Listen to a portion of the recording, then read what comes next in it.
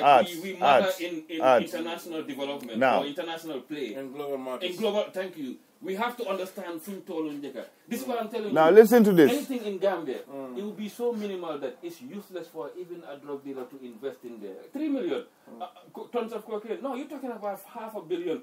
What would a 3 million or a 10 million seizure be worth? You think we hear about cocaine laws and everything. Okay. But do you really maybe you got a point they there? Will go in for but a now, 10 million investment with that risk? Well, my suspicion. No. Private individuals, we have corrupt people everywhere. So you can't take that to judge the government because no. Like me, I'm not judging the government. The law of money took me from my country. So that guy too, if he fails based on the law of money or finances, then as an African, you're supposed to be at a position of understanding more because it's a matter of life and death on our side. You understand what I'm saying? Because it makes us all lost. So we can't be looking at somebody who's lost and thinking, you shouldn't be lost when I'm lost too as well. You know what I'm saying? No, you can't really be okay, no. Our president is going to go out and whore himself for basically to attract money into the country. Right? Well, that is his job. This is my point. That is his job. Yeah? But he brought in 10 different banks, numerous investments into Gambia. So, as job-wise... it's very good you touched at those banks. Now, I was going to bring in the issues around those banks. How can you regulate the financial system or the fiscal system if you have 13 banks lending money to poor people against their homes? And that's why so many Gambians end up losing their homes. Uncle, according to that. How are Gambians end up losing their homes? Don't listen to all. But do you think the government should be there to protect the people's right and their properties to make sure they're not being, if the government didn't protect the people, Uncle, there will be no private land left in Gambia. Believe me. So you have to revisit that topic. What do you mean? There'll be no private hand. Banks you all disappear with everybody's thing. You know what I mean? So you have to know, you have to understand that there is a level of government protection, or else we all would have been suffering of it. Now, the reason why these things happen is not the government. It's not the government didn't tell you go and take that 45% they're offering you, if it makes sense. The government said this is the same reason why the banks are closing all money transaction, because they set, how they call it, rates. So, but this businessman, then they come in, they say, listen. Who are those businesses? Like banks, for example. Yeah, you come in, the government tells you, listen, Nigeria, our rate, basically. Yeah, our rate of borrowing, yeah, is 20% or 5% or 10%. Now, so you can operate from 10%. This is our rate. This is the minimum rate. Then from there, you can operate with anything. This is how businesses work. Anything that you feel like your customer wants to buy of you. So that's the bank's profit. So when you go, well, how can 13 banks make profit within a small country like the Gambia? It's like how can 13 shops make profit from Hackney here when it's the most underfunded place in London? No. That's more than a conspiracy. That's some money laundering going on, or some dodgy business going on. Money laundering. I dropped my ring. Can I interfere? Uncle, money laundering. Yeah. Money laundering. Who do you think? We don't even have an international bank that stands. So who's going to launder money there? The Nigerians?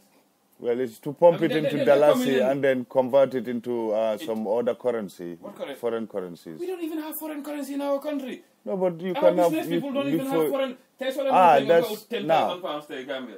To do business. You see... Now, recently I had... Recently, so what's behind the arrest of the money changers or the black market in Serekunda or Banjul market? Why? It's one of the most pillars in government to avoid the exploitation of its citizens.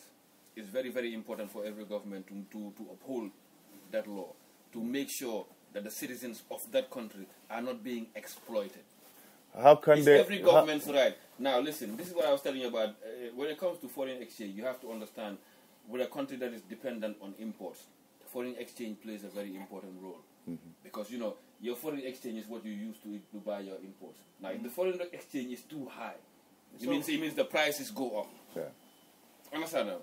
So, okay, if the bank is set the foreign exchange rate at 50, and these people are selling at 65 on the street, right?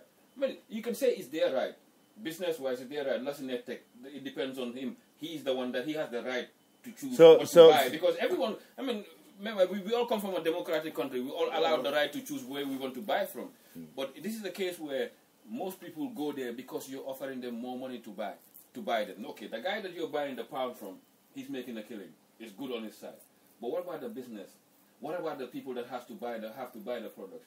When Gambia doesn't have enough money, so Gambian salary takes 2,000 becomes useless because the pound is artificially 20% higher than it should be. So it puts you 20% below.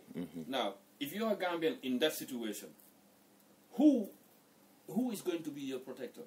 Not the business, not the individual freedom of people's minds. Well, it should be the government. Exactly. And this is what they did by cutting them all off to make sure the money is right. To make sure that Samba and Biramak Party are down there, right? When they have their $800, rice, it can commensurate to a bag of rice or a pot of water or a pot of whatever. You see what I'm saying? Now, for man, this is my point. Like, I know the human rights issue and whatever people say. Blah. Listen, there is no country. Gambia has been officially the most peaceful country, and it still is. Peaceful? Yeah, still is. It depends how you describe peace. But in the context it depends how you. In the context of the world. In the context of the world. I'm not talking about what we feel like don't like in the context of which they can see right now. Bro, we have peace in abundance to a particular point. Then we throw the word peace around like it's nobody's business. Yeah. Well, I don't think. You just think about our lifestyle, Gambia. Peace. We're so used to it, Jama. We're used to it to a particular point. No. I don't mean that. I don't mean that. So peace. We're still peaceful within each other. There's not been an offense in Gambia. But I mean, the government, the people, the government, and the people who are meant to serve us and to protect us. Those people are taking our legal rights away. Yeah. But why? See, I do understand. You're gonna come back to the east, to the west, and say, but this is my point. My point don't come back to here. Let's remain to Africa. Okay, we can remain there. Fine. We remain there. But the point is always going to be this: there's nobody. You don't even ask that question of anybody. But then, how do you expect your own people to have the answers of that? Mind you, you're the smallest country in the world. Let's exhaust the last topic. Why do you think? What's the move behind the chaos regarding foreign exchange? The chaos regarding foreign exchange has always been this. Even Tammy Jara, they had a similar problem, and he had to make moves. There was a time Tammy Jara, he rounded up all the money exchanges too, because you know what, the money exchanges, when they put an artificial price, it affects your trade as a country. It affects the price, the amount of money you will have to need to import, let's say, social services. And it affects a lot of these services. And, for the businessman of Gambia, like I always say, man small Gambia, this is how I see Gambia. I never consider anything from Birkama going on. When I'm talking Gambia, this secondary greater from Birkama, I talk from Birkama and behind it. Anything behind Birkama going down. So, Birkama is excluded. Because everybody from Birkama, i.e. rich or poor, you enjoy the benefits of Gambia. You know what I'm saying? The lights, the whatever happened in Gambia, we enjoyed it. But these are laws and constitutions that doesn't favor us, but favors the other 1 million people of Gambia. Now, if you balance it, power is in numbers. If it hurts 500,000 and does very well for 1 million, and you have to think, okay, well, where do I go with this? Do I have a right to just, fight this, that passionately when I know, okay, I probably enjoy it, or I am going to enjoy it if my way goes, but most Gambians won't. But do you think the man could have his way without the gun? Yeah, well, this is another thing. Now, this is he probably had good intentions. But this is the thing. To find out if that can happen, if the man could do what he can do or what he wants to do without the pressure. Now, this is a question we have to ask all of us because we're all Gambians as well. Now, deep down inside, That's a very that's a very good point. You know what I'm saying? So because that means we have to tell ourselves the truth. What are we? Are we most likely gonna listen to this man if he wasn't like that? You know, these are some of the questions we have to ask ourselves. Or the so-called coup d'etats and all that, and threats, security threats. I mean, if he didn't put up this, how many coup d'etats would he have to defend by now? Yeah, and that could have led to more bloodshed. Yeah. So maybe him clamping the security situation, applying, literally standing on people's necks. It's stop fighting and infighting and even control the Ghana, for example. I was in Ghana, right? And Ghana this is the first country to have their independence and all that. But after the first coup d'etat, it was non-stop all the way till 1988. Now, if it wasn't for Jerry Rawlings, right? And when he came, how do you do it? If we think Jerry was 100 times more. Now, because of the 100 times more, it gave Ghana an extended run of you know what I mean, of civilian. Not because he was a military for God Lord, then he went to civilian. But because of that, now look at where Ghana is standing today as a platform, because it's given them 25 years of steady rule. You understand what I mean? And Ghana could get there. But the problem was more, if you look at the first coup d'etat, his problem was he didn't come in like Jerry Rawlings and stamp on everybody's neck to make sure everybody was scared. You know what I mean? No, he killed most of his collaborators. No, Africa. Jerry Rawlings did that. That's Jerry Rawlings. No, Jammeh did the same. No, but Jammeh, exactly. Jammeh, lots of Jammeh comes from the Jerry Rawlings school. Because this is a schoolboy Hamlet. He did more or less the same thing. Yeah, he killed Haidara, he killed Barrow, he killed, most that's people. The thing, because the idea of locked them up. You see, that sort of idea, it worked. It's tried and tested. But as sad as it sounds, that's part of the characteristics of any junta that come. That's not even an African thing. Global, thank you very much. It's a global thing. If the infighting is almost inevitable, you know what I mean? Yeah. Yeah. You know, but like my thing is sometimes you have to. That's unjust. Okay, it's unjust, but you know the world is like today's world. Like I mean, what we call the socio-economic world today. You know, with lack of balance. Oh, that's unjust. It's built on necks being chopped and limbs being broken, and you know what I'm saying, and babies being ripped out. That sounds to me as chaos. You know what I'm saying? Like you're talking about the sheer brutality. Yeah, sheer brutality of the world. Just to keep things making stuff.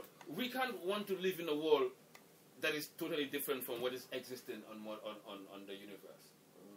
Well.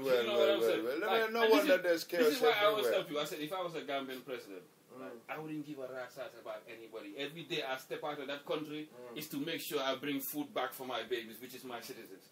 Who I kill, who I have to stab, fuck you. Yeah, because that's how everybody else is dealing with it. Yeah, so some believe democracy in Africa is a demonstration of craziness. You know what I mean?